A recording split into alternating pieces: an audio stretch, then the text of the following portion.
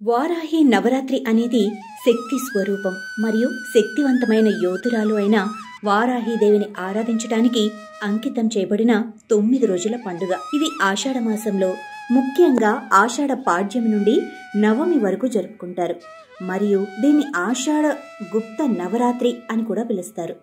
రక్షణ, శ్రేయస్సు మరియు అడ్డంకులను అధిగమించడానికి వారాహి ఆశీస్సులను కోరుతూ భక్తులు ఈ పండుగను జరుపుకుంటారు. వారాహి నవరాత్రిని ఎందుకు జరుపుకుంటారు అంటే వారాహి తన ఉగ్ర శక్తి మరియు రక్షణ స్వభావానికి ప్రసిద్ధి చెందింది.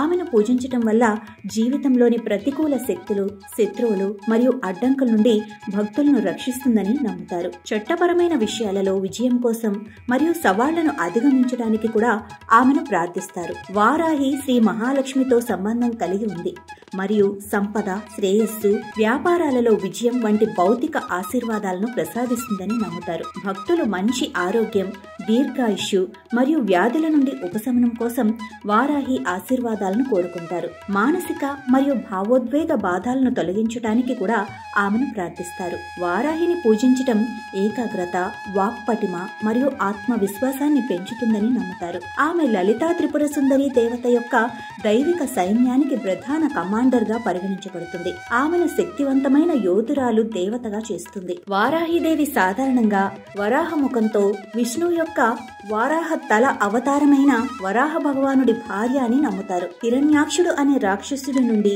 భూమిని రక్షించడానికి విష్ణువు వరాహ రూపాన్ని తీసుకున్నప్పుడు వారాహిదేవి అతని ముక్కు రంధ్రాల నుండి ఉద్భవించిందని చెబుతారు. ఇది ఆమె బలం, ధైర్యం మరియు భూమితో సంబంధాన్ని సూచిస్తుంది. ఆమె సప్తమాత్రికలలో ఒకరు. 7 దైవిక తల్లులు మరియు తరచుగా వారి పక్కన పూజిస్తారు. వారాహి యొక్క వేర్వేరు రూపాలు ఉన్నాయి. ఉన్మత్త వారాహి తామసిక రూపం, బృహత్ వారాహి రాజసిక రూపం, స్వప్న వారాహి సాత్విక రూపం, కిరాత వారాహి తామసిక రూపం, శ్వేత వారాహి సాత్విక రూపం, ధూమ్ర వారాహి తమన. వారాహిదేవి తరచుగా ఎరుపు మందార మరియు తామర పువ్వులతో ముడిపడి ఉంటుంది. ఎర్ర మందార ఒక ప్రసిద్ధ నైవేద్యం మరియు తామర పువ్వులను కూడా ఉపయోగిస్తారు.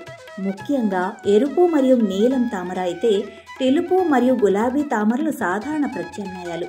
భక్తులు ఈ పువ్వులను ఆమె దుస్తులు మరియు నైవేద్యాలలో కూడా ఉపయోగిస్తారు. వారాహి తన భక్తుల జీవితాల నుండి అడ్డంకులు మరియు ప్రతికూలతలను తొలగించడానికి శక్తివంతమైన శక్తిగా ప్రసిద్ధి చెందింది. సారాంశంలో వారాహి నవరాత్రి అనేది భక్తులు వారాహిదేవి యొక్క ఉగ్రరూపం మరియు దయగల శక్తితో కనెక్ట్ చేయబడింది.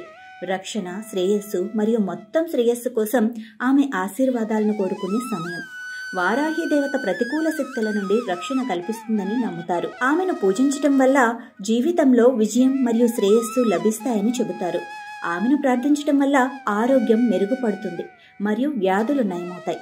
వారాహి పూజను ఇంట్లో లేదా ఆలయంలో నిర్వహించవచ్చు మరియు పంచమి, అష్టమి, అమావాస్య వంటి శుభ సమయాల్లో తరచుగా నిర్వహిస్తారు.